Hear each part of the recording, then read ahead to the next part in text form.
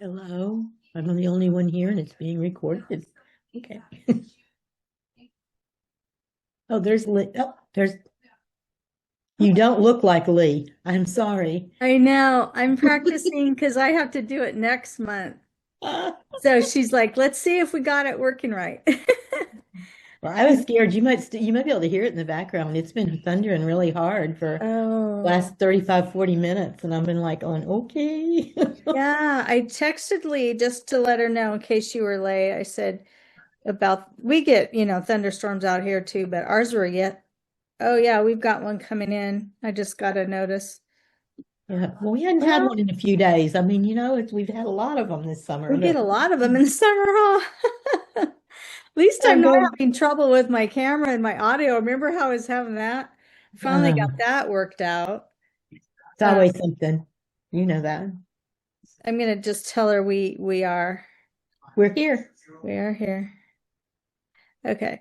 So she got a notice because I'm using her. I guess that means she's not going to be here tonight. I didn't even ask her. She's going to Canada and PEI and Halifax and all that next month. Nice. Yeah, I know, where I've always wanted to go. So I'm going to move my table while I get my fan on. It's hot in here.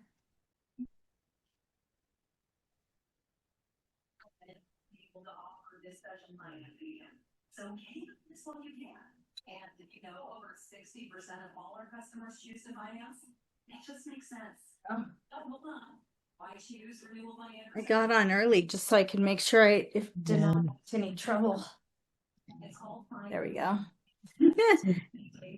So when I sent you that message, in my email. I'm glad you told me. Yeah. I was looking at it and I was going, that was at the very bottom of the email. And it's like they passed up everything to click on that. Oh, on on the big giveaway. That's all it seems like that's all my readers want, and so many of them just disappear. So I thought, I want to try to do something different and a little more personal.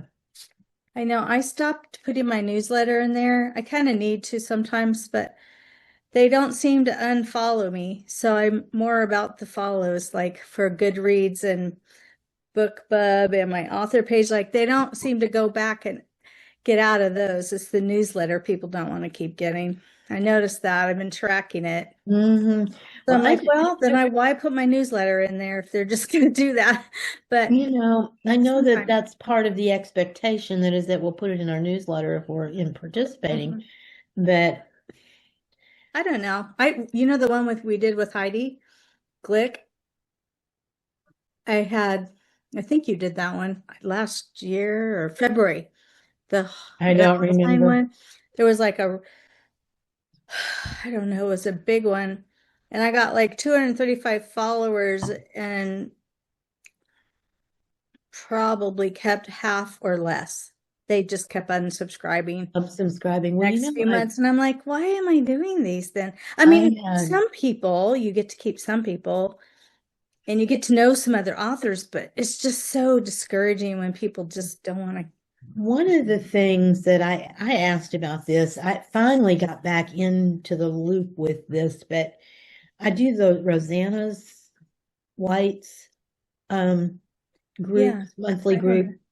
And I finally figured out how to get back into that after she started it back up again, after she had gone through her cancer treatments and things. The tea party thing she does a tea party. She does a tea party, but what? Well, this is something, I can't remember how we signed up for it, but it's a monthly thing. Mm-hmm. And it's just an ask any questions you want. Oh, yeah. We've just gotten pretty, to where they talk about things and it's usually, And so I just brought it up and I said, what about newsletters? We pay so much to send those out. And the more subscribers you have, the more you pay. You have to pay more. And I said, I just went through and deleted 250 of them and I said, and I want to delete more that haven't opened a newsletter in like 5 years. And she said, oh no, she goes, she said, just keep your list cleaned up. Yeah. She said that's part of it. Just be vigilant. Keep it clean. Yeah, I take when people unsubscribe, I archive them, and I haven't gone back in because there's just so many things to do. I need to clean a lot of things, but I don't have time to sit there and go back and do that at this point, but I will. Well, Yeah. I got upset because they were going to up my charges. Oh, And I've I said, already no, upped I'm not mine paying twice. that because I had hit some limit or something. Mhm. And so I just went in and deleted a bunch of people. Yeah. Well, what do they? I don't know. They charge, I have MailChimp, so they just charge over 500. They just start charging by I know increments. they're all different.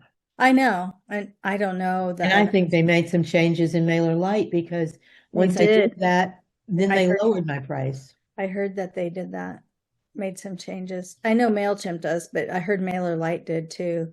There's Jen somewhere. Oh, she's on there. There she is. Yay. I'm being Lee tonight. Lynn's Doesn't like, Lee look that's not different? Lee. I'm like, I know. I'm trying out because I got to do it next month because she's in Canada. So we wanted to make sure that I'm actually signed on as her. I have access and da da da da da. So She could be signed in as you. Hey, if you're actually recording this already, you probably need to be sure that you delete some of the stuff we talked about. I think it is recording, but I think told she'll me go it back and edit was. it. Yeah. It didn't tell you? Yes, it's supposed to tell you. Okay. Yeah, Lee, I'm not in charge of the video, but she wanted it recorded, so she'll Well, go she back. can cut that first part out of it, this chit chat. We were just chatting while we were waiting for people. People to show up. Yeah, yeah. Well, I read this so long ago, I was kind of skim reading it tonight to, remind myself. Yeah. Yeah. But I remembered as I started reading, it's been a while since you read it too. Yeah. Yeah. Isn't that funny? I know. How fast you forget. I've had people ask me, like, my first book, which didn't come out that long ago, like, what's it about? And I'm like, Yeah. Birds. people. Yeah. Birds. People died. Bird watchers. I know. Let me go read the write-up and I'll tell you. Yeah. Exactly. I know we have to go back and read our blurbs every once in a while. Oh yeah. Which is not, I'm not complaining. Not Yeah. complaining. Yeah. But It's just as many books as we all read. It's hard. It I is. mean, Remember I read everything. a lot, and I tend to I do this with movies too. I don't remember the endings. I read. Oh. I don't know if I just read too fast or what, but I'm terrible with endings. I don't hold on to details well. I'm a pretty fast reader, but I get the big picture Right. more than I do all the details. Yeah. Yeah. Endings. I think I tend to remember. I don't know if I remember the endings either, but I tend to remember some of the characters, but not necessarily their names. Just the essence of the kind of characters in the story. Yeah, there's certain ones that stick with you, and other ones you're like, I don't remember that. Yeah. Yeah. You're like, what? Yeah. But it's harder to reread the ebooks. Like I have books on my shelves that I just pick up and reread, but to go through the ebooks and search for them, like which one is that? It's harder to track them than when you've got them on your shelf and you just go grab one. No, and your Kindle and your Kindle app will automatically keep putting them back up at the top of the page. Whatever you've opened, and then it puts whatever you're really reading, it moves it down, so that's challenging too. Yeah, the movie. Hey, there's Hi, Tammy. Hi, Lee. Hello. We have two Lee Matthews on here tonight. No, how'd she do that? Yeah. We're a little magic tonight. We're testing out the system. Oh, nice. We were chatting, and then Lynn's like, is that recording? Because I don't know if she's going to want all that. I told him you would fix that. Let's hope I know how to.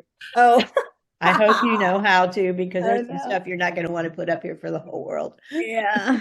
What happened to me? Oh. Author business kind of stuff, Yeah, newsletters and what a pain certain things are. Yeah. Why are we not seeing Tammy? I don't know. Can you hear me? Yeah, Yeah. Oh, yay. I don't just know have what a little, happened. It's like, where'd I go? you just have a little laptop icon on top of your, like What? you're there. Ugh. It's like, There she is. There's Annette. do you see me? Oh, No, we see With your someone cute else. new Sorry. do. I like it. this is so weird. I could not get my video going before twice. I finally got it. Oh, you almost had it. Well, those of us, the three of us here that are in Memphis area, we've all got these thunder things going on. So hopefully we'll be able to stay on. And that's nodding. I know. I'm looking out there. I'm like, I think mine's coming too. I just got a warning. Yeah. I guess we have thunderstorms tonight, and then we have some tropical system that's coming up. I don't know. My weather thing said 6:30 the thunderstorms were moving out, but you're a little Okay. further out than I am, so True. you might be getting them. Where are you don't at, have Annette? Are you in Kentucky or something? No, I'm in Cordova, so I'm in Memphis. She's in the Memphis area. Memphis. Okay, yeah. We're in North Carolina, so I guess we get similar weather at times because I noticed No, it it goes moves up through. and over, up and this way. It's us too. So Susan's on. So we just Somewhere. see Tam. Susan's traveling, so she said she was going to get on her iPad until they got home. So Cool. Oh, Who's that? okay. Who's that? Susan, Oh, okay.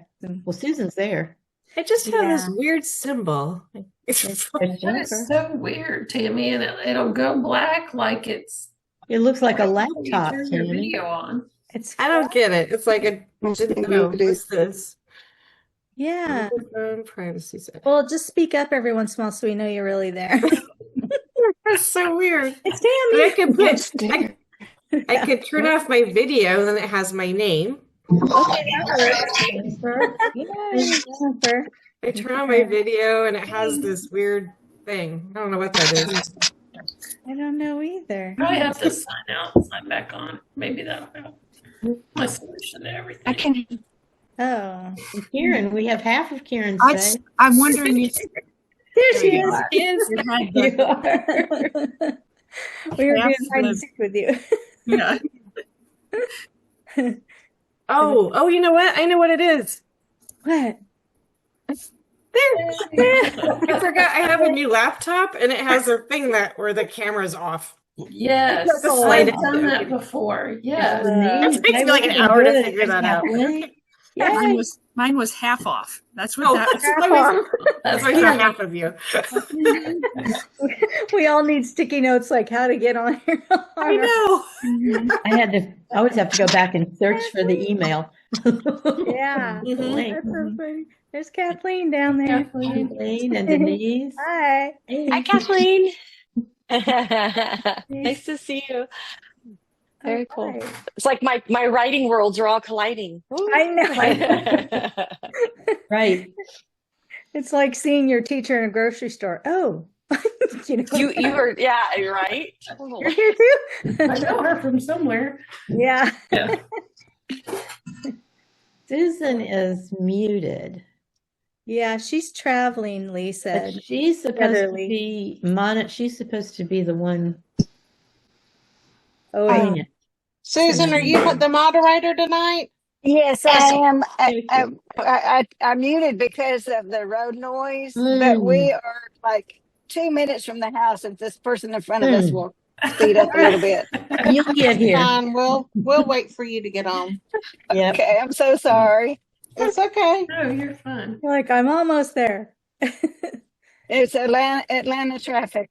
Oh, Oh, yeah, bad time of night, huh? Well, what is it? But it's 7 there. there. Yeah. Is it 7? Oh, good. So everybody's here. Better. What? Well, I'm interested in Annette because I don't know her. I don't either. Who are you? Well, I read Tangled Promises, and I kind of know Lynn Watson, so I met her when she was selling her books at the Bartlett Library. So that's how I ended up. Well, she's also really active in Bartlett Christian Writers, which I've been a part of in the past. and I still keep up with with their Facebook. Oh, So that's nice. Yeah. it And was fun. then, Made it. Glad you're here do to you join us. work at Marvel? And there's Joy. No, Hi, Joy. I knew Deb Sprinkle did a thing there, and I saw your name in connection with it, so I didn't know if you worked there or. no, I work for a company called ANSCA, which is Okay. the American National High School Championship Association. And it's an Okay. online, yeah, it's a mouthful. It's based out of Grand Rapids, and it's an online platform for students between 6th and 12th grade. So we do extracurricular things. We're not a Okay. school, Okay. so we have clubs. So I ran the event that she was I at. understand. That is awesome. I Yeah. learned a lot doing that. Well, she's amazing. She and She is.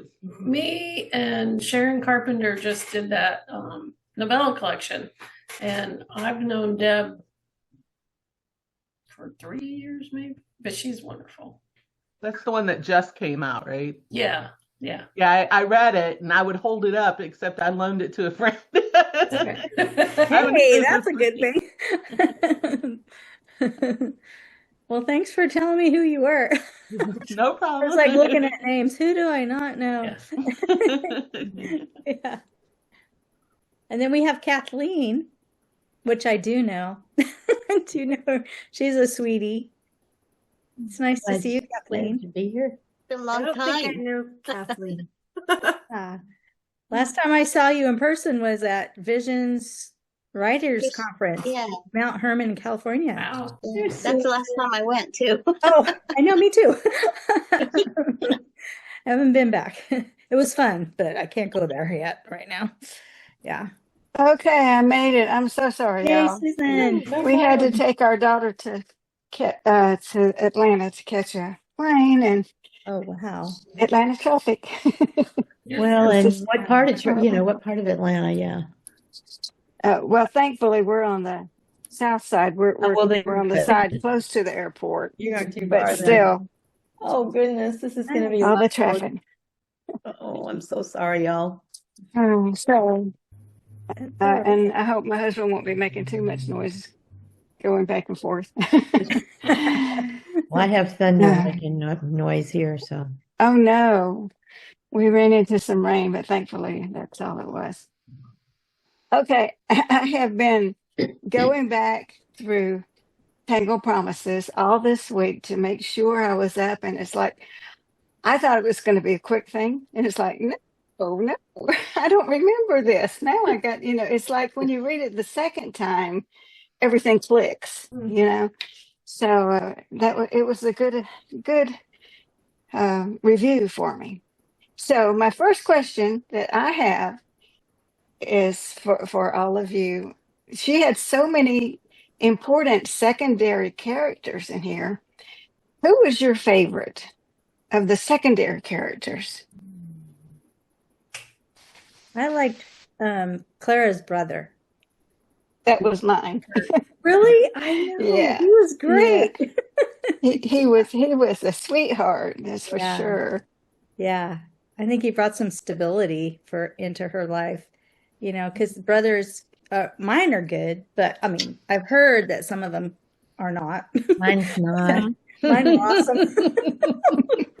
Kurt is not my brother. Okay, but yeah, he was great. I like how he stood up for her. Mhm. He went against her father, and that was cool. I liked Rosa. Oh, She yeah. was good I too. like her. Yeah. So did I. Mhm. Anybody else have a different one? I got a kick out of her. Was it Emmeline, her little sister that kept making finger puppet plays? Yeah. I got a kick out of her. Yeah, that was good. It's always good to have children in there. They help to relieve the seriousness, I guess, a lot of times. So Sometimes I do. that's good. Okay, so she did a great job of starting with the inciting incident. With the announcement of the betrothal. It's like, what is going on here? you know. So, and that's what we're all supposed to try to get in our books, is that inciting incident. So, okay, and then she moves right into a mystery. Keeps us guessing all through the book. So, did anybody have a premonition of how it was going to turn out? I didn't. No. Maybe, No, which kept you on your seat. It was like you wanted to read, but you didn't want to read because you didn't want the bad guy to Yeah. win. And it was Yeah. like, oh, I don't want to know what's going to happen next, but I need to know what's going to happen next. It was kind of that type of thing. Mm-hmm. And he was Yeah. such a bad guy. You did a really good job with him. He was. But I don't like him. No. Villain You you love love to to hate hate. him. You love to Mhm. hate him. Totally. I've Yeah. had a couple people tell me he was almost too bad. He Yeah. needed some Oh, redeeming I- quality, but But nah. he needed to be, I mean, to me, he was the typical nasty, creepy guy that you think of in circumstances like that, you know, and he Yeah. had to definitely be the opposite to her, you know, Yes. to show her growth and things like that. Mhm. I had written in my review last year, because I read this, Lynn and I both helped each other launch our first books last year. And I said I was on pins and needles most of the time, worried what George would do next. That's how I felt. It was like, so, yeah. He was kind of like a J.R.U. and any of you remember Dallas? Yeah. Years ago? Yeah. Yeah. A little slimy. Did I freeze? Did A little bit. anybody, I have a Yeah. question for y'all. Did any of you pronounce his name Georg? No. No. Pronounce it how? Is That that was how what I it is? anticipated, what I had hoped, but I didn't really put anything in there because I know You sometimes pronunciations can slow people down in reading. So Yeah, I mean, it's like when you read, you kind of do. I make up pronunciations in my head when I read anyway, which is, different than you go to read out loud and you're like, oh, I need to know what this What, is. who is that? But there are people in my work organization that are from Europe and they spell it this way. So it's funny that you said that because I have to catch myself and be like, oh, it's this, but it didn't catch that So with how how are you it's spelled. supposed to pronounce it?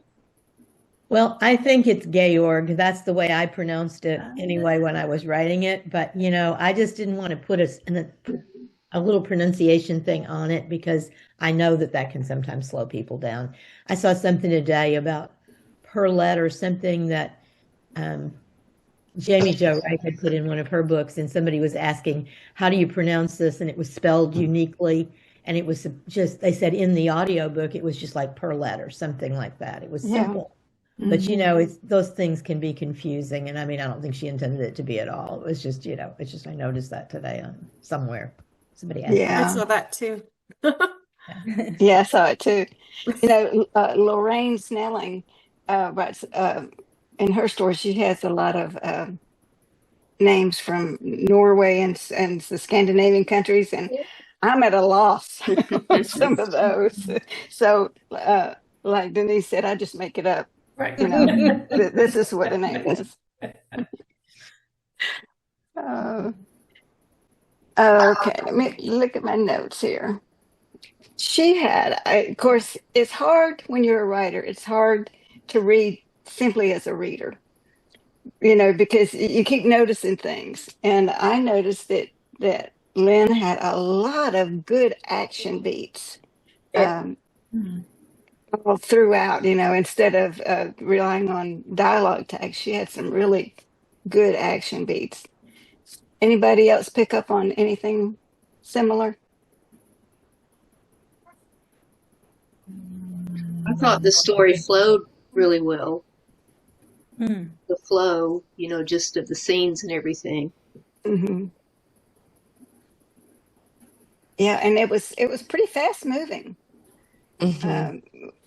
With everything that she had to get in there, it moved pretty quickly. So that's always good to keep readers engaged. I like the balance between description, setting, action. I thought she had excellent balance. Mm-hmm. Writing those action beats is hard.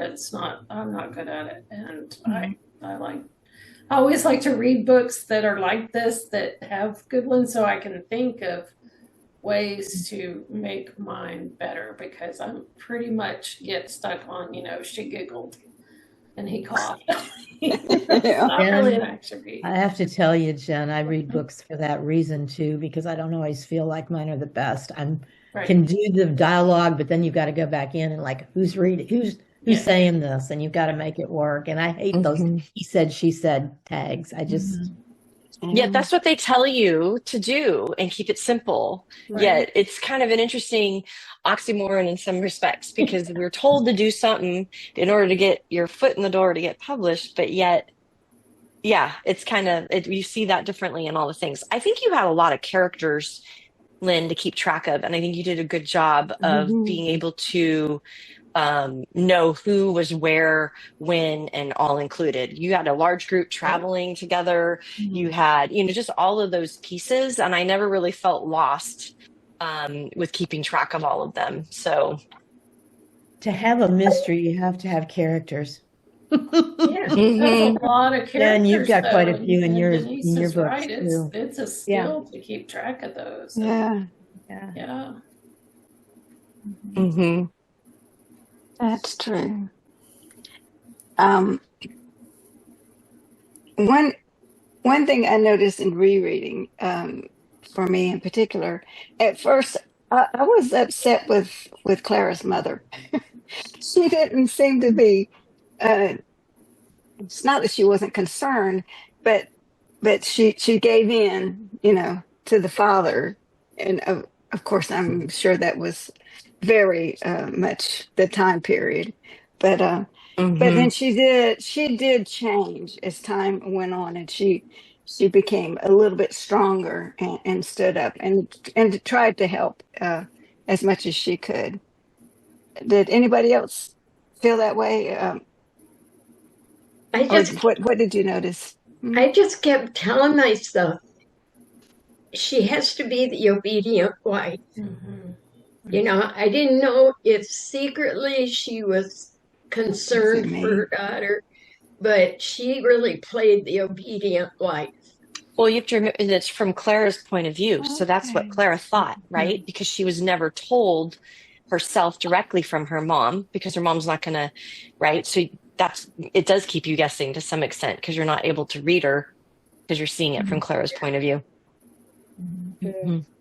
We were And she would not betray her husband to tell her daughter she agreed with her daughter. I mean, that just wasn't done back then. But I also think that she probably, in the back of her mind, knew that if she did, Clara would run to Daniel, and that wasn't good for their family as well. And so there was some protection. There was just a mixture of things with all of that. I think one of the things I had remembered is that, I think we just lost Susan, didn't we? Oh, we did. Yeah, we did. She'll come back maybe. Lynn, you did a great job of immersing ourselves in Germany and the time period, and the, just being there in the location. I mean, you could really, your descriptions and things really gave that historical perspective in that land and the traditions that happen in the community and things like that. So grateful for that. It was actually a client that came to me and several years ago, and she was German, and we got to talking, and she grew up in a community that was an hour away from where my great-grandmother grew up, and she knew the area very well, and we had planned that trip for fall of 2019, and then they had to postpone it. Some things came up for them, and we planned it for May of 2020. It didn't happen, but she helped with all of that background in history, which was that's awesome. Such a huge blessing. Did you ever get to go? No. No, yeah. And they got into Frisian horses and built stables behind their house and all kinds of stuff. And so they kind of got out of the wanting to go back, I think. I think her family had, I don't think her family was as tight as they had been. I think maybe a couple of losses and things. So no, we never went. We'd still love to, but not without somebody like her. One of the things that I thought was really cool, I had a great aunt from Germany, married into our family. Her husband was a soldier.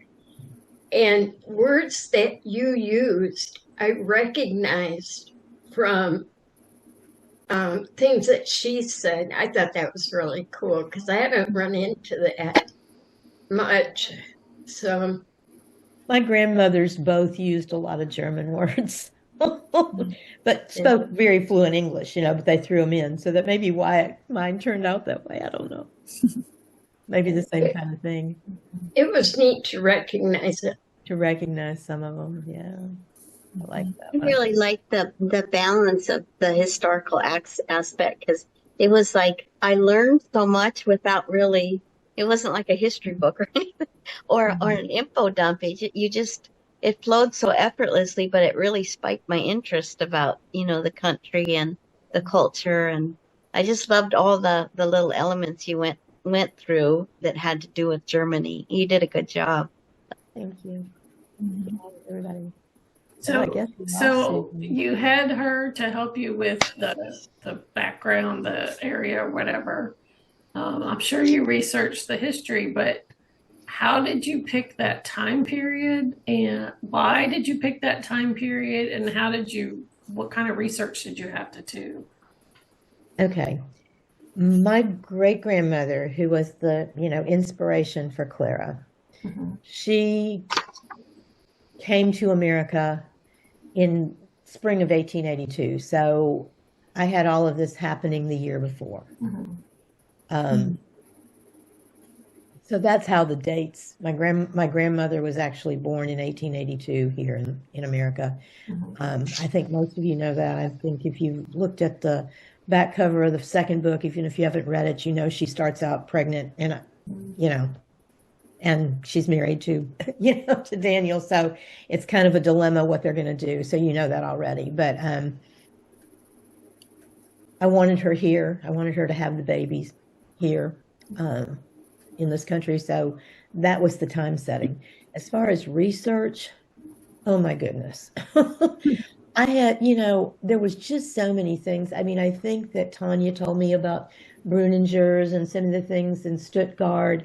Not all of them. I mean, I had to just kind of go in there and poke around to find some of the things about that community. I had to poke around to find train schedules and ship schedules. And there was just, lots of things that, not because it wasn't just this book, but I had to be able to work it toward the second book. Right. I couldn't just leave it, if I didn't put the right things in here, that book was not going to work out well. Right.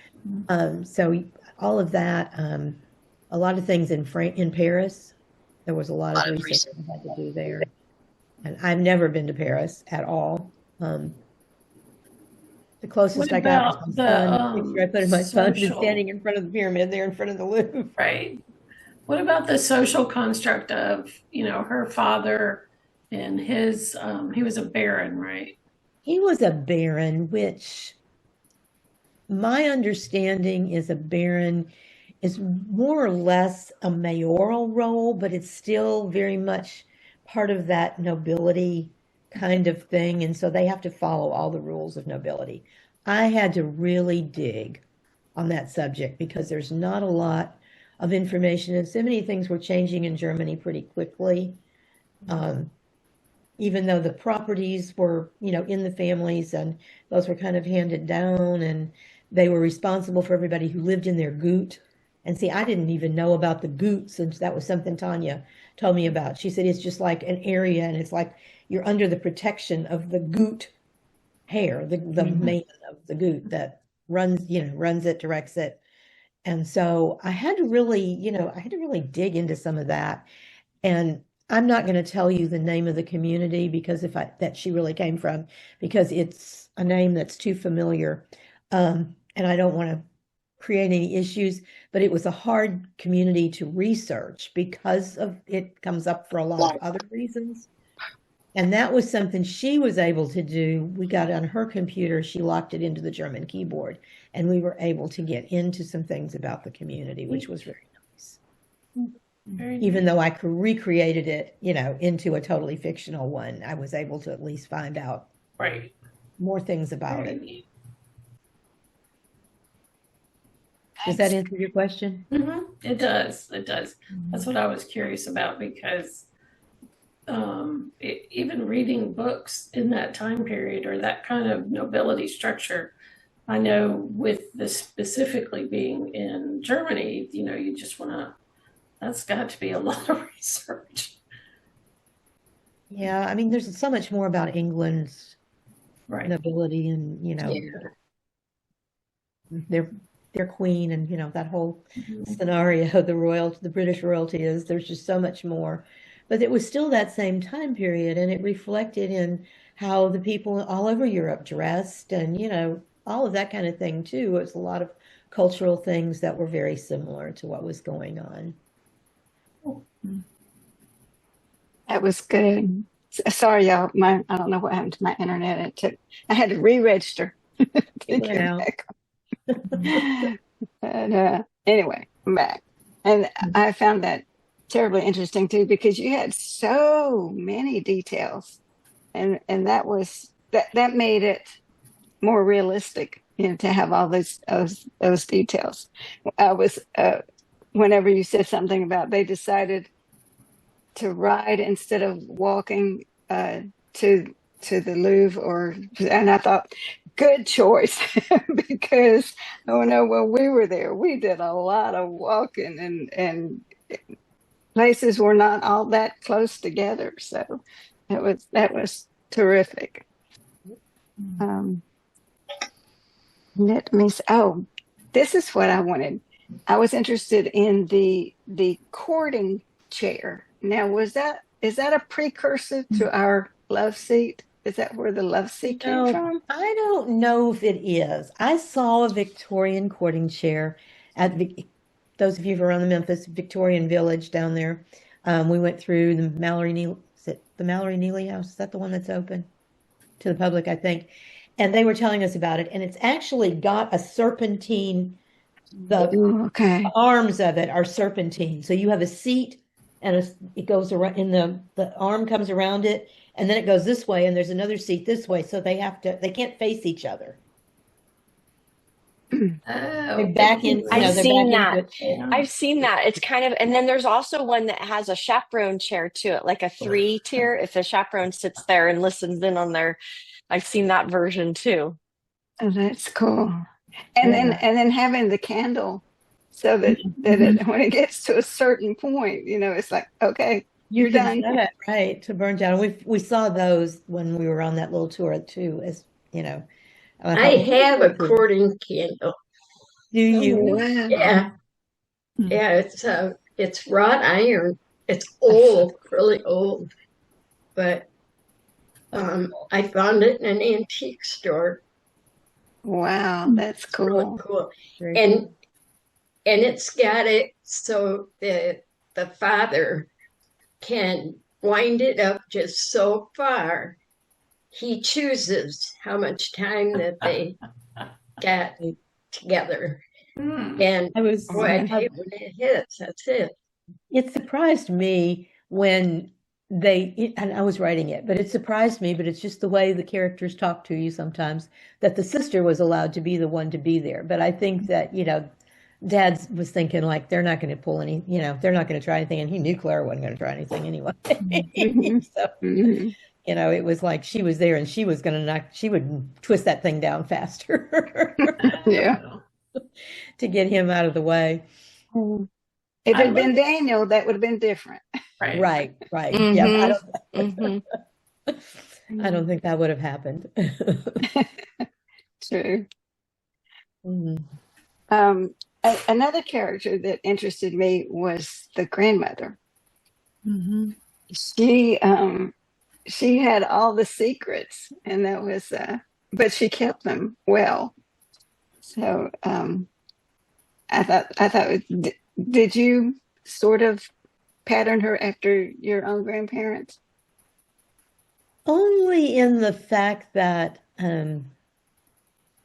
my grandmothers would keep my secrets. Mm. You know, if I told them something, I knew it wasn't going anywhere else. Mm-hmm. And they were often my sounding boards. I had a challenging time growing up. My father was an alcoholic, and it was, you know, things weren't always easy, and we moved a lot, and there was a lot of frustration. So they were who I would talk to. But not necessarily that I patterned them after that. I just think I felt like somebody had to be able to know these family secrets and had to be able to keep them and know when to open their mouth and when not to open their, you know, when to keep it shut. Yeah. She's pretty key in Frayed Promises as well. Oh, okay. Yeah, she was a very believable character to me. I could just really relate to having a grandparent like that.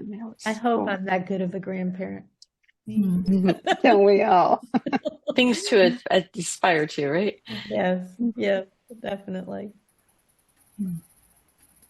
On the other hand, George's mom. Oh, what a character she was. I'm really not sure exactly how to characterize her. A snake. A little snake in the grass. Yeah. Yeah, I don't know what to say about her either, except that she's well, it those kind of people you just explains can't where trust. George kind of came from. Yeah. Yeah. She was better than he was. True. Not a lot, but better. Her daughter thought they were cut from the same cloth for sure. Mm-hmm. Yep, it's true.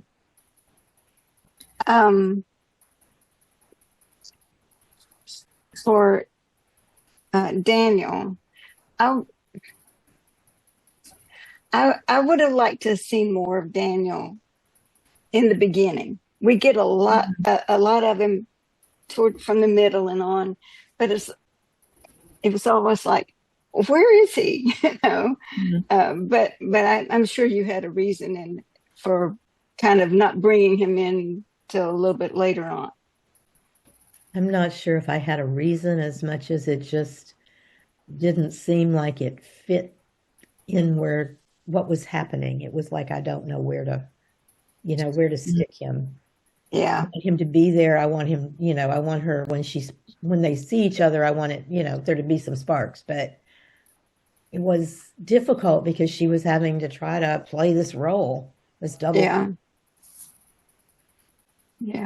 That really was a big burden on her, and I think you portrayed that well. That she was grappling with this thing that had been put on her, you know, trying to please her father, whom she loved, and yet not wanting to marry this guy whom she despised. My understanding is there really was a man that she despised that her father wanted her to marry in real life. I had no idea what was bad about him or evil about him, but I just made him as evil as I could make him. He was pretty evil. Yeah. You know, you did a good job. And she was in love with the carriage driver. That part, the story was true if you read the notes. I mean, yeah. I had to go, you know, from there you just go so totally off script because I just didn't. I wished I had known the questions to ask. My grandmother left the door open a few times, but I was too young, too naive. Yeah. Did the classes crossing over, didn't that start happening in the 30s or 40s, like during the war? Like, is that when they started to be accepted as blending a little bit more? Probably. Kathleen, you might be able to speak to this, and I'm going to say why. we have, and I've mentioned it a couple of times about you because of your book. We have had a really good friend. She's passed away. Was Japanese, from a very affluent Japanese family, and she married a serviceman from the States. And I know that I mean, I've heard some of the stories, but I mean, I know that it was for her father to accept him was really hard because he couldn't come up with a genealogy past maybe 3 generations back, and he had stacks of them, going back forever. And so I don't know how that worked out, but I do think it became more common.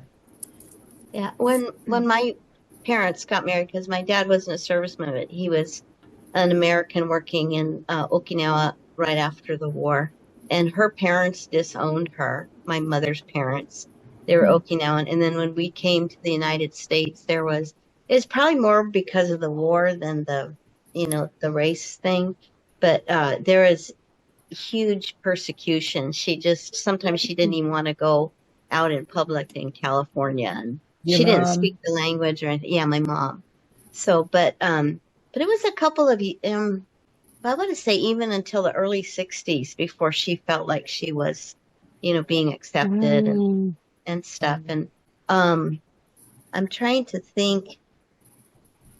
I don't know that I guess Okinawa had a bit of a class system, probably not as much as Japan is a lot different. They had more of the class thing. So, but yeah, it lasted for a long time that, after like into the 60s as far as in my life. So, In your life, yeah, I don't know. I didn't know them in the 60s. I met them in the yeah, 70s. Um, yeah. their daughter married my husband's cousin, and my husband and her husband did scouting together. He had been in the scouting program for a long time, and Steve started helping him, and they did that program. And so we got to know them really, really well. And then David and Mickey married, and it was just they've always been special. And I mean, I just wonder because I know that was a hard transition for them. It was hard. Yeah.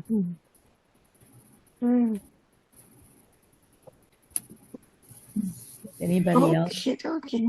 Anybody else had any experience with that kind of thing? I don't know. More, more than a couple generations back. My family on both sides were just farmers, so there wasn't a class. They were the class of farmers. Like there wasn't anybody trying to step in or out of where they were supposed to be. So that's why I'm always kind of intrigued by the issues that are brought up in historical fiction, like your book, where you've got different classes and they're trying to blend secretly because nobody wants them to. And then there's people who say, oh, that's no big deal, but most of them say, oh, that's no. And so it's just, I read that all the time. So it popped into my head to ask, when did that start to change? Because I don't know. I mean, I was never in it. Nobody I else. know it was a tough thing. And I mean, I know the whole war thing in Germany was just, made it. Yeah. I think it's one reason you don't see as many books that are written with a German setting in them, even today. Yeah. Is it just wasn't as romantic. It was brutal. It was brutal more than it was romantic. Yeah, there's still places today with different casts that you don't marry outside of that. It's true. Yeah. Hopefully we're getting better. We're accepting people for who they are and not what they look like or where they come from. I loved the dilemma with the luggage. Because any of us who've ever flown, it's now the airports doing it, but it's like, oh, what a dilemma with the luggage. So we think of it as being a modern problem, but it was there, but then too. Yeah, that's funny. Changes in routes and schedules. And you had a lot of the sending wires, and then you talked about them meeting the guy who was an inventor of an upgraded telephone. Right. That was neat. Because That that's was a something. surprise to find that out. Yeah. Research. That's something that historical writers have to think about, because we get so much into a modern mindset. I know when I was sending something through the critique loop, I had them sending a wire, but it was too early, and somebody called me out on it. So thankfully, it's before it got published. So it's you have to really do a lot of in-depth research and make sure what you're saying is true. And People even will let there's you a know, even on contemporary books, they'll let you know if it's not right. oh yeah, that's true. So even with contemporary, you have to do a lot of research, because if you have an injury, even you've got to think about what are the ramifications of that. Right. I know Joy had a lot of that in hers with the injuries. I'm sure that was something she had to really do a lot of work on. For sure.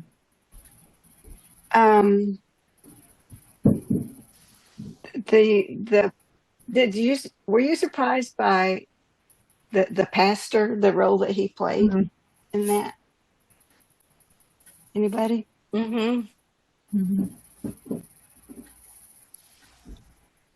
That was something that really surprised me.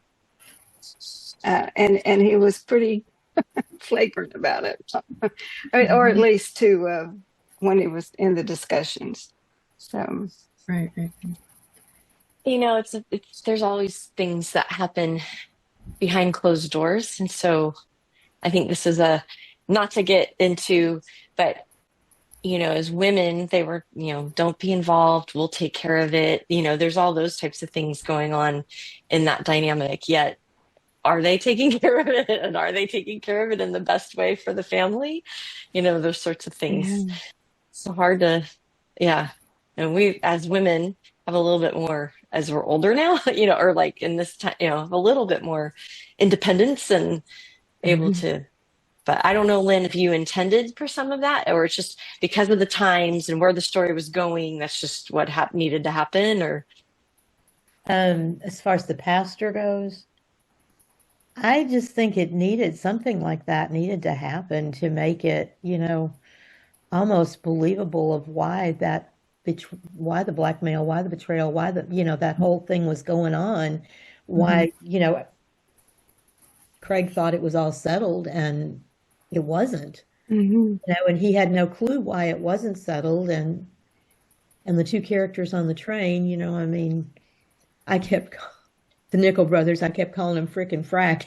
It's just in my mind when I was doing it. But just they're kind of wanted to be humorous, but they just, I don't know, their banter and they were involved, and they just didn't seem to have any remorse for it. And I don't think Frick and Frack, who were on some little car show or something, had any of those kind of characteristics. But it was just the names kept popping in my head because they were so crazy weird characters.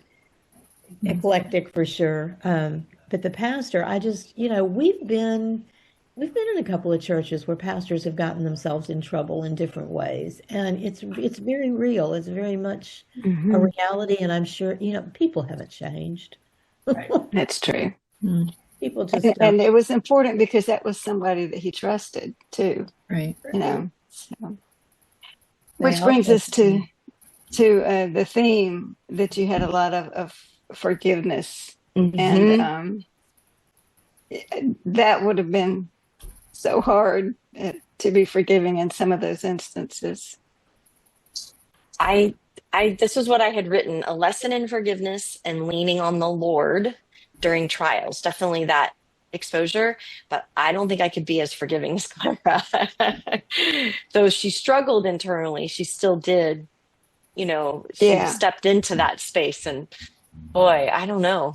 So, yeah. That's interesting though, because sometimes we have to do that. We have to walk what we know is the right thing, even though it's not easy. And at that point, we may not even think it, like we know it's right, but we may not think it's a good thing, It's tough. I felt like even though she did it, there was probably still in the back of her mind, I'm doing this because I know I need to. Obedience. But, I still think she probably struggled internally with it. Sure. Yeah. Can I ask a question about the pigeons? I didn't really understand what were they going to be doing with these pigeons and why that was such a terrible thing. The pigeons, I don't know if you're familiar with something called the pull, which they do with clay pigeons today in shooting and target practice. Okay.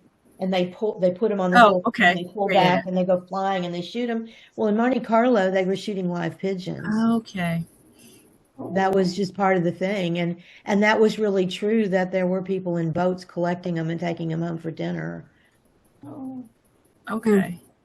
Oh, so they would shoot them and then people would eat them. They would shoot them just for sport. Right. People knew they were going to fall, so they'd be down there in their little boats to collect them. Okay. I'm like, what are they going to do with all these pigeons? Am I the only one? I just didn't know what that was all about. Okay. Sorry, I wanted to ask that at some point during this. Well, I'm glad you did, because that was part of it, is like their whole gambling thing that they were so involved in. And it was like, if you're going to be part of this, and I had everything written originally for the Kurhaus in Baden-Baden, and realized after I had way into the book that place had closed its doors because laws had changed and that things had to take a different route. And a lot of them were going to Monaco, Monte Carlo. Which is a very super small, tiny country off the map. If anybody's been there or has looked at it, it's a very small place, but the big wealthy people go there, and and there's a lot of that kind of thing that happens. They don't just shoot pigeons anymore. Okay. They do the gambling though. That's that was the draw for sure. One thing I wanted to ask about the men with, when she kept drawing the man with no face. I guess, were you trying to bring out that was so much into her, that the problems in her mind, that it was kind of working out through her dreams and her art? Pretty much, yes. I think she knew that the way things were set up, she knew she was going to do anything she could to avoid, Georg. She wanted him out of her life, but she also was pretty much knew that it was going to take a miracle for her and Daniel to be together. And so for her to keep trying to work it out is like, okay, there's going to be somebody, but I don't know who this person is. And then you had Max in Paris, sort of filled that position, helping her. I don't know has anybody here read Tangeled Promises yet? It's on my list. Okay. Well, then I'm not going to say any more about that. I don't want any spoilers. I know. I almost said something. I'm like, my microphone's muted. Good thing. Because if people haven't read it yet. You haven't read it yet. Let's just say there's an enormous plot twist in Tangeled Promises. Yeah. Well, you had quite a few in this one.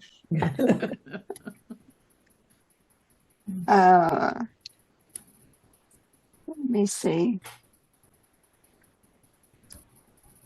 I think I was more making notes about what I found interesting than trying to ask questions. So I apologize, y'all.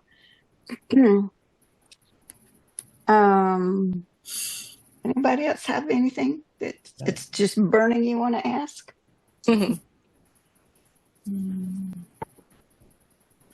Nobody? Well, I would like to ask Lynn, who's your favorite character? Who was my favorite character?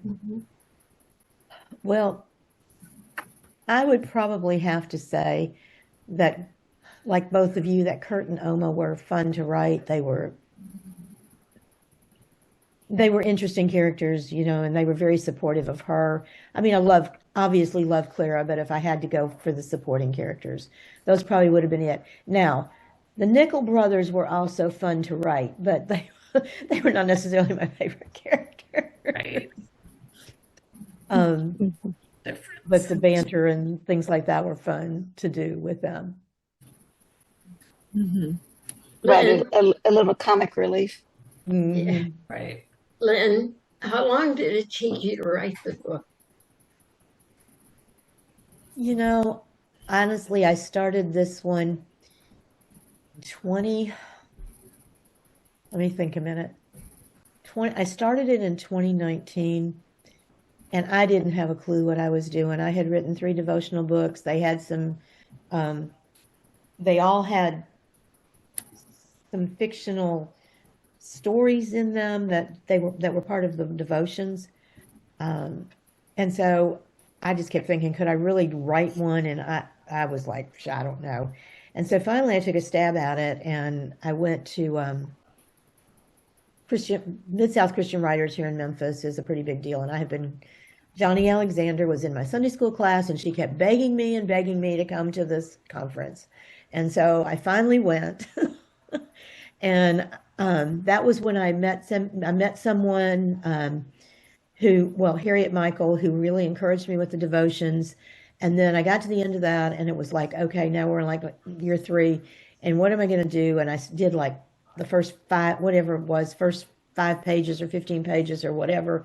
We had a little day. The first day, you have this 3-hour class you can sign up for, and it was with Pat Bradley and Johnny Alexander. And I did it, and and Johnny would say, Lynn, I love you, but now keep your mouth shut and let me tell you, kind of thing. Don't talk. And I was just like, okay, I don't know what I'm going to do with all this, but I've got to, and so you learn, process of doing it over and over, a few critique groups and some different things, and finally put it together, and it was published in 24. It took me a little while to get with the publisher. There were some initially one publisher, but they weren't sure they wanted to do it because of the winery. And to me, the winery was just part of life in Germany. I mean, that was just so, she said, could it be cider? And I'm like, not in Germany. They have apple orchards, they're going to make wine. But nobody was drunk on the page, So it wasn't like it was abused or anything. But eventually I did have a publisher, and then there's some things that happened there. And that's why I had to republish the book last year, and that's why I put that up. When that happened, there were things that I caught because for some reason I never saw the second edit before that book was published the first time. I was told it was done, and it may have been, I don't know, but when I got it and had to redo it, there were so many things that I caught, and I'm still catching them. And, Susan, you caught one this week, and I'm like, like, so that one's been as fixed. far as like punctuation and grammar and things like that. Well, no, there was some things were bigger than that. I mean, it's like the thing about the horse name. I mean, somebody should have caught that. Right. Early on, because it was that one whole chapter, and it was one of my advanced readers that, or people that caught it, but they were reading. When I say advanced readers, they were somebody that was reading it for me with the second round, thing, and they did catch that. And those 3 or 4 paragraphs that were repeated, I do not know how that happened, but it did. But they've been fixed. And Susan and I were saying in the comments there on that it was good to know, because she was reading on Kindle Unlimited. And when I fixed that a couple of days ago, and she picked back to Kindle Unlimited back up, the fix was there. So that's good for all of us to know. Yeah. Yeah, it happened that quickly. Yeah. That's good. And I just had a friend point one out a date that I had wrong in Frayed Promises. So I have to go back and fix that, and I'm going to have to get it re-uploaded tomorrow. But stuff happens, and I mean, and it's hard. It sure does.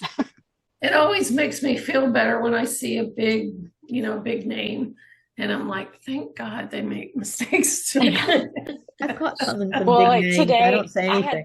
I had to find my map of the town I drew and where the ranch was, because I'm like, is he turning right or is he turning left with his horse? Right. And I realized that I hadn't drawn out. I just had it in my head in the first two books now, and I'm like, I have to go back and read all that because I don't know what I need to make sure. And I'm like, was I consistent? I got to stick with what I wrote now. And, just things like that, if you're all nodding, so you all get it. It's hard because we probably have multiple ideas, and then we land on one and we move forward, but we still are all mumbled up from all the multiple ideas that we plan to do. I have a question for y'all. As you were reading through this book, if you had to pick keywords that you would type in to find this book, what would you use? I was able with Frayed Promises to get those pretty easily. For this book, I have really struggled. Give us some examples of what you have used. Well, I mean, the things that I've used, nothing has really worked. I mean, forbidden love and all those kind of things are just overused. Right. That's my biggest problem, is the things that you would think were going to work have been very overused. Or else there's not enough searches for them. Right. Yeah. So if you use, go ahead. Strong point. Do you use like Publisher Rock? What is that called? Publisher Rocket. Oh, yeah. Yeah. I mean, if anybody thinks of something, just let me know. I mean, because it's been challenging for me to do that. And I got to tell you, book 3 has been kind of eating my lunch. And so I've set it aside for a little while, and I've been playing with a Christmas novella, Hallmarkish style, not my thing necessarily. But book 3 does start out contemporary. It starts out with current day characters. And so this is going to be the main characters meet cute. So. And I think I can get it out before Christmas, and so it'll be, give me a little bit of time to get the third book to work. Nice. I thought I heard somebody else start to ask a question. Don't want to cut you off. Well, one of the things that I had trouble with the mistakes, I went in and did revisions based on editing and all that. And when I was done, I didn't realize that Word had quit saving. And so when my book came out, there were revision leftovers to the 1000th power. I was so humiliated. And you guys read, most of you read the one before I could get them all fixed again, and I manually saved every fix. It was 107. Oh, so it makes me hurt for you. Believe me, Lynn, I totally get what you faced. It was painful. I mean, it was just so many that were just left in there. And I have run both books about a month ago, ran them, both of them, through Grammarly again to catch any more little things before, and then have re-uploaded them. And of course, I didn't catch that. It wasn't going to catch those 3 paragraphs being the same. I mean, that was right. And I had already known about the horse's name. That had already been fixed at the point that I had done that. But I knew some of you had older copies of the book, and wasn't sure, where that might have taken or might have led. And I've seen that before in books, though, where it repeats a part. And once I catch up to where it's supposed to be, I never think that that's like on the author, to be honest with you. I think it's just a glitch. Right. 99% of what I read on my Kindle. But I went into my vellum files, when Susan told me, I went in my vellum file, which is it was in there. I mean, so I had uploaded that. Now, I don't know if that was a glitch when I was copying and pasting, and bringing my Word document in. I don't know if it was a glitch from there or. Yeah. And you don't want to point that out to somebody that you don't know, but since I knew Lynn, I thought she needs to know about this. And I hated to be that transparent, but at the same time, I was like, we all make these boo-boos, but we sometimes do. people. So that was my goal. And I just had an advanced reader for my book tell me that I had the same exact thing, that these paragraphs were repeated. But it just, we all have these, but I like to go back to the fact that if you look at all the people in the Bible, God doesn't shy away from showing us all their mistakes. So we don't have to be perfect. All these heroes of the faith have made all these huge mistakes. And that's true. So God doesn't expect us to be perfect. I know we don't want any typos, but you don't want them. Yeah. Right. But still, it happens. And it just proves that it was written by a human being. Yes. It was not an AI book. And it didn't win a first like Aaron's did, but it won a second place in that Book Fest awards last year with all those boo-boos in it. It was the first version that was submitted for that because that was all transitioning right at the point of the judging, and I couldn't do a thing about it. And so it had all the boo-boo. So I'm having, I'm praying for some wonderful results for Pray Promises. It's been submitted and we'll see. Yeah. Okay. It's 8:00 and I'm sorry if y'all want to stay a little bit later since I was late. Anybody has any other questions, I'm happy to answer them, but. Anybody? I enjoy this time together because, writers were strange people, and it's good to get together and discuss our quirks, our strangeness, and know that we are all working towards, putting something out there that is good, that's entertaining, but also that is that the Lord can use in some way, whatever theme that we may be working on, and put it in His hands and let Him do the work. We're just obligated for what we can do, and He can do the rest. I think before we get off, we need to let Jennifer introduce her book. Yeah. I was going to say, speaking of strangeness, my book is probably a little different than everybody else's. I've seen this coming for a while, and I thought, we just have to. It's not my genre to normally read, and I'm looking forward to something different. Okay, well, I hope you enjoy it. I started reading it because, I'm going to be hosting you, like interviewing you. And I was all, oh my gosh, her book reminds me of my first one because mine is not a sunshine and roses story.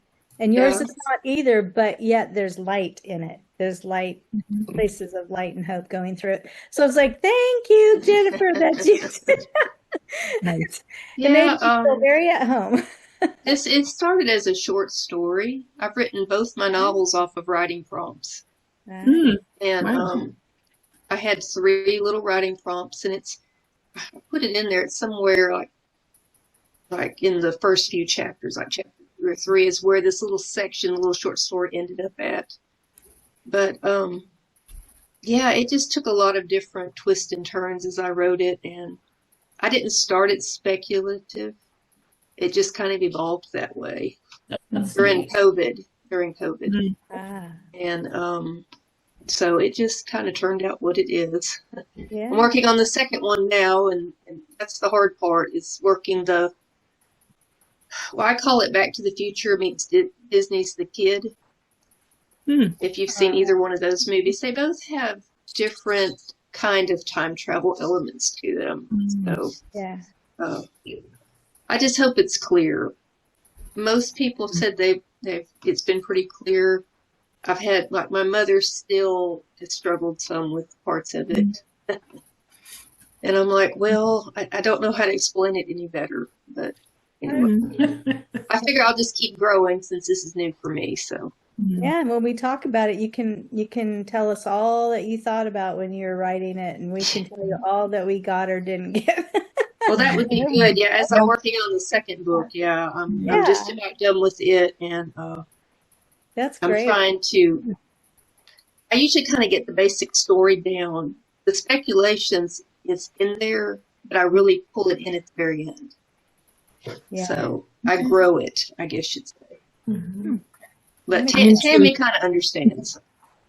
Yeah, hers had a lot of speculative parts to it, of different, things. I'm looking forward to it. Very different, and we enjoyed it, so I bet we'll enjoy yours too. I hope so.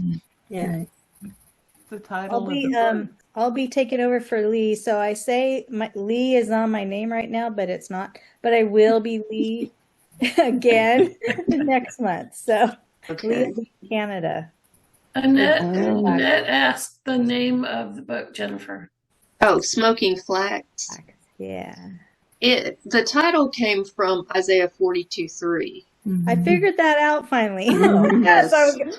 That's where she got that. Yeah. Well, my character's name is Reed. Reed. And it talks about a bruised reed he will not, with smoking flax he will not quench. And injustice would come. And that's kind of where the story is going. Neat. Nice. Cool. Those are good prompts for us. Of course, I probably had people buy it for the wrong reason. Because people are like, oh, what is it like to smoke flax? Maybe, but then you had an opportunity. Right. Yeah. Open the light shine for them. Hopefully. Yeah. Okay. I just want to say thank you to everybody for all your great comments, and I'm glad everyone enjoyed it. Yeah. Was here. Thanks. It was nice seeing you all again. Nice to see everybody. Yeah. All right. We'll do it again next month. All right. See you next month. Yep. Bye, y'all. Okay. Bye-bye. Bye.